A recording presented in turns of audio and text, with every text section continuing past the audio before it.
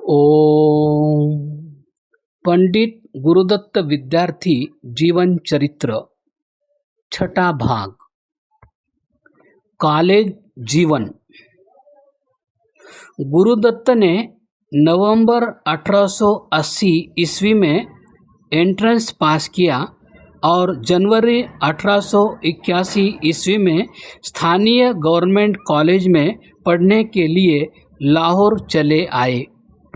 उस समय पंजाब में शिक्षा अभी प्रथम अवस्था में ही थी। सारे प्रांत में केवल एक ही कॉलेज था और प्रांत के सभी भागों के लड़के अपने हाई स्कूलों में शिक्षा समाप्त करने के उपरांत आगे पढ़ने के लिए लाहौर आया करते थे। गवर्नमेंट कॉलेज उस समय विद्या का केंद्र था। शिक्षक वर्ग सभी अनुभवी, विद्वान और बुद्धिमान थे। डॉक्टर लाइटनर महोदय, जो अपने पूर्वीय विद्याओं के पांडित्य के लिए उस समय जगत विख्यात थे और जिनको अभी तक भी पंजाब में बड़े कृतज्ञतापूर्ण भाव के साथ स्मरण किया जाता है, कॉलेज के प्रिंसिपल थे। उनके महानुभावी और प्रबुद्ध नेतृत्व में कॉलेज बड़ा लोकप्रिय हो गया था। प्रोफेसर लोग विद्यार्थियों से शुभ स्नेह रखते थे और इसके बदले में विद्यार्थीगण प्रोफेसरों से प्रेम और उनका सम्मान करते थे। छात्रों के प्रति उदासीनता का भाव और उनके नैतिक हित का सर्वथा परित्याग, जो उन लोगों का आजकल विशेष गुण बन रहा है, जिनके सुपुर्द की शिक्षा देने का उत्तम काम है, उस समय बिल्कुल न थे। न ही उस समय प्रोफेसरों के प्रति वह अनादर का भाव मौजूद था जो इस समय छात्रों में पाया जाता है। इसी कारण कॉलेज योग्य पुरुष पैदा करता था। प्रतिभाशाली होने के कारण गुरुदत्त ने ज्ञान सागर से गहरा गोता लगाया और सभी उपर्युक्त सुअवसरों ने उनकी बुद्धि और चरित्र पर बड़ा उत्कर्षकारी प्रभाव डाला। कॉलेज में भर्ती होने के थोड़े ही मास उपरांत उन्होंने ख्याति लाभ की। उनके सद्भाव की उच्चता, सच्चाई के भारी आदर, विचार की गंभीरता, आचार की श्रेष्ठता, प्रायः सभी विद्याओं में जानकारी की विशालता और उनके सभी कामों में दिखलाई देने वाले सुदृढ़ संकल्प ने प्रोफेसरों और विद्यार्थियों के ध्यान को आकर्षित किया और वे इन सद्गुणों के लिए उनकी प्रशंसा करने लगे। जिस प्रकार चुंबक लोहे को आकृष्ट करता है, वैसे ही वे अब अपने सद्गुणों से विद्यार्थियों को आकर्षित करने लगे।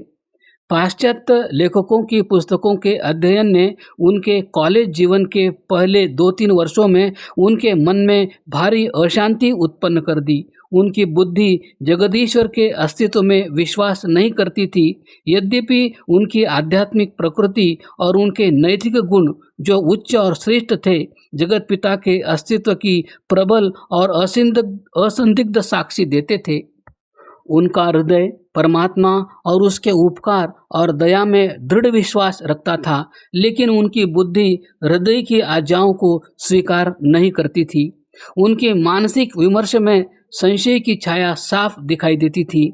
उस समय वे मिल और बेन की पुस्तकों को ही बड़े चाव से पढ़ते थे। उनके आचार संबंधी विचारों को इन्हीं तत्ववेत्ताओं के ग्रंथों से भोजन मिलता था और हमारे कर्मों के अच्छे या बुरे होने के विषय में जो अपर्याप्त परीक्षा ईसाई मत बतलाता था, उसके वे घोर विरोधी थे। ब्राह्म समाज उस समय बड़े जोरों पर था और इस समाज के जोर देने से ही ईसाई धर्म का आचार संबंधी सिद्धांत बहुत प्रसिद्ध हो गया था।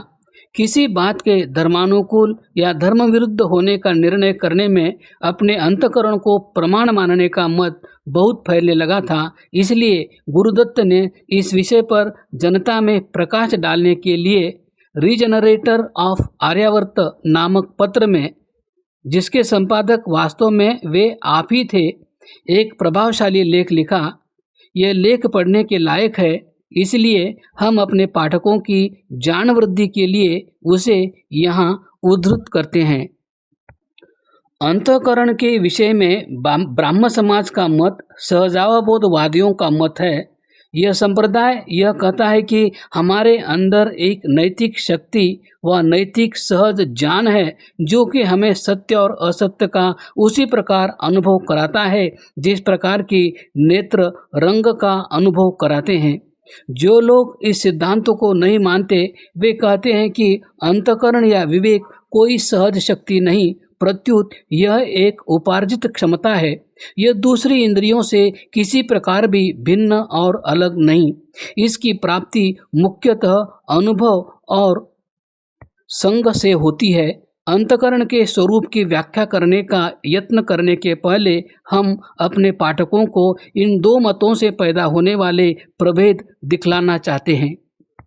अब इन दार्शनिक संप्रदायों सहजावबोध के मानने वालों तथा अनुभव और संग के मानने वालों का भेद केवल निगूढ़ कल्पना की ही बात नहीं, यह व्यावहारिक परिणामों से भरा हुआ है और इस उन्नति के युग में व्यावहारिक मत के सभी बड़े बड़े भेदों का आधार है।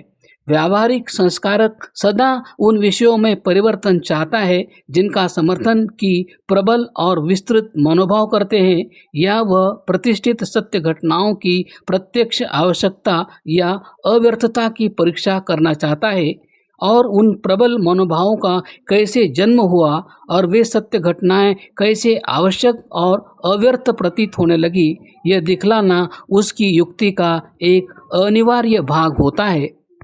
अतएव इसके और उस तत्व ज्ञान के बीच एक स्वाभाविक शत्रुता है जो मनोभाव और नैतिक घटनाओं के परिस्थिति और संग के द्वारा समाधान को निरुत्साहित करता है और उन्हें मनुष्य प्रकृति के अंतिम तत्व कहना पसंद करता है। जिस तत्वज्ञान को की अनुकूल सिद्धांतों की सहजोपलब्ध सच्चाइयाँ मानने के परायण है और जो सहजावबोध को हमारे तर्क से उच्चतर प्रमाण के साथ बोलने वाली प्रकृति की और परमेश्वर की वाणी समझता है। उपर्युक्त शब्द 19वीं शताब्दी के सबसे बड़े तत्ववेत्ता के हैं। इनसे यह स्पष्ट है कि यह सिद्धांत नहीं सुधार के लिए उपयोगी है और न ही सामान्य उन्नति और उत्कर्ष के लिए योग्य है। इस विचार सरणी में चाहे अभी वह अनुद्यम और परिवर्तन विरोध न भी हो जो कि ऊपर के शब्दों में दिखलाया गया है, फिर भी निश्चय है कि भविष्य में ये इसमें जरूर पैदा हो जाएंगे। हमारा यह सच्चा विश्वास है कि यह प्रवृत्ति बड़े बड़े सामाजिक रोगों के युक्ति संगत उपचार में भारी बाधा और मानव उत्कर्ष के लिए भारी प्रतिबंधक रही है। ब्राह्म समाज की प्रवृत्तियों में इस मौलिक दोष पर ब्राह्म सुधारकों को अवश्य ध्यान देना चाहिए। यदि अंतःकरण की आज्ञाओं के विपरीत उपदेश देना मेरे लिए असंभव होता या हमारी दूसरी क्षमताओं के स्वाभाविक परिवर्तन और व्यापक ह्रास में यह शक्ति पवित्र और एकरस रह सकती तो इस प्रश्न को हम इस प्रकार न उठाते, परंतु हमारे दुर्भाग्य से यह शक्ति बाह्य प्रभावों और अन्य प्रयोजनों के इतनी शीघ्रता से वशीभूत हो जाती है कि प्रायः प्रश्न उठता है, क्या मुझे अपने अंतःकरण की आज्ञा का पालन करना चाहिए? और ऐसे अनेक मनुष्य हुए हैं जिन्होंने इस प्रश्न के उत्तर में नहीं कहा है। इसमें किसी को भी संदेह नहीं हो सकता कि विनीत हिंदू पूर्ण निष्कपटता, पूजा और धर्मनिष्ठा के भाव के साथ अपने इष्ट देव की मूर्ति के सामने सिर निवाता और प्रार्थना करता है कि मेरे यत्न सफल हो। न ही हमें इस बात की सत्यता में कुछ कम विश्वास है कि जब प्रतिमा भंजक महमूद ने सोमनाथ की बहुमूल्य मूर्ति को तोड़ा तो उसका अंतःकरण भी उस ब्राह्म समाज से कुछ कम शांत और गंभीर था, जो कि अकपट हृदय और शुद्ध अंतःकरण के साथ ईश्वर की प्रार्थना करता है। यदि ये बातें सत्य है तो इसमें रत्ती भर भी संदेह नहीं हो सकता कि यदि यह बिल्कुल स्वाभाविक ही है, अनुभव की शक्ति नहीं, प्रत्युत यह हमारे भावों में एक पौष्टिक तत्व है। इन भावों के जानने की दिशा केवल संग या शिक्षा से प्रतिष्ठित होती है। यह पौष्टिक तत्व क्या है? बालक के झूठ बोलने से घबराने का कारण उसके माता पिता और अन्य मनुष्यों के भय या उन्हें प्रसन्न करने की आशा के सिवा और क्या हो सकता है।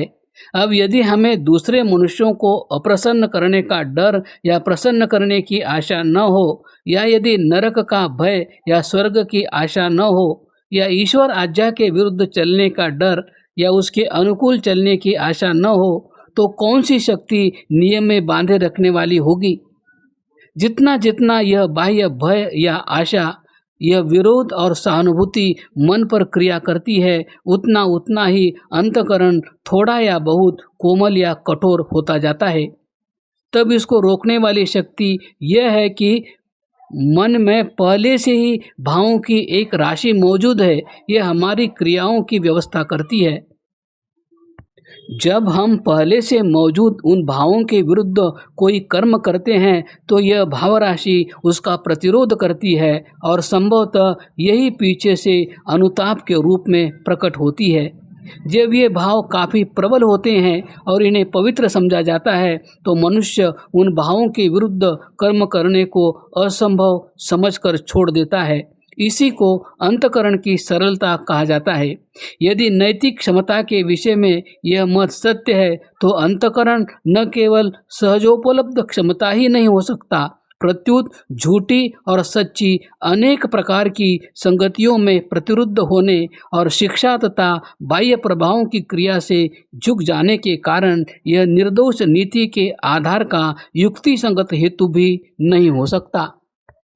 अंतःकरण पर यह लेख 1882 ईस्वी में लिखा गया था। गुरुदत्त उस समय कॉलेज की पहली शिक्षा फर्स्ट ईयर क्लास में पढ़ते थे। भाव की धीरता, विचार की निर्दोषता और तत्वज्ञान की जटिल संस्थाओं पर अधिकार जो इस दोषालोचनात्मक मनोरलेख से टपक रहे हैं, निश्चय ही द्रष्टव्य है। 16 या 17 वर्ष के लड़के में जो अभी ही कॉलेज में भर्ती हुआ है, ऐसे गंभीर गुणों का पाया जाना एक विचित्र बात है।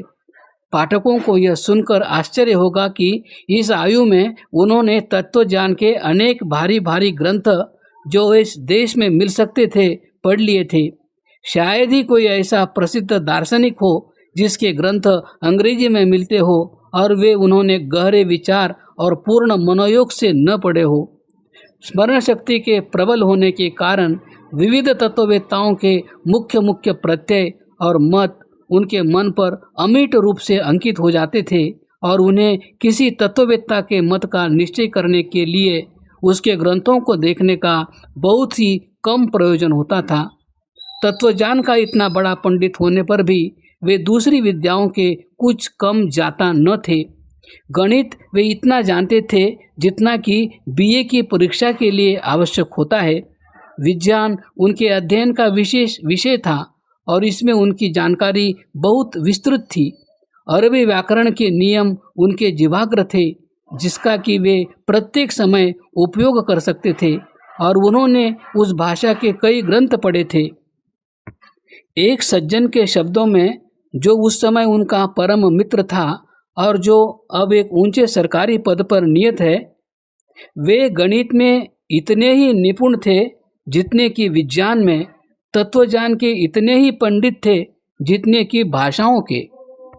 प्रायः उनके अवकाश का सारा समय उन पुस्तकों के पढ़ने में व्यतीत होता था जो कि कॉलेज की पढ़ाई में न थी। कॉलेज के इहाते की बाहर वे श्रेणी की पाठ्य पुस्तकें बहुत कम खोलते थे, फिर भी वे किसी परीक्षा में अनुत्तीर्ण नहीं हुए। उनकी सफलता का रहस्य यह था कि श्रेणी में बैठते समय वे पाठ पर पूर्ण योग देते थे। वे प्रोफेसरों के व्याख्यानों को बड़े ही ध्यान से सुनते थे और उनकी सारी प्रमुख बातों को लिखकर समझ लेते थे। वे पंजाब विश्वविद्यालय की FA की परीक्षा में मई 1883 में बैठे और उनके सहपाठी लाला लाजपत राय हमें निश्चय दिलाते हैं कि उन्होंने गुरुदत्त को घर पर कभी कॉलेज की या श्रेणी की पुस्तकें पढ़ते नहीं देखा था, फिर भी वे परीक्षा में प्रथम रहे।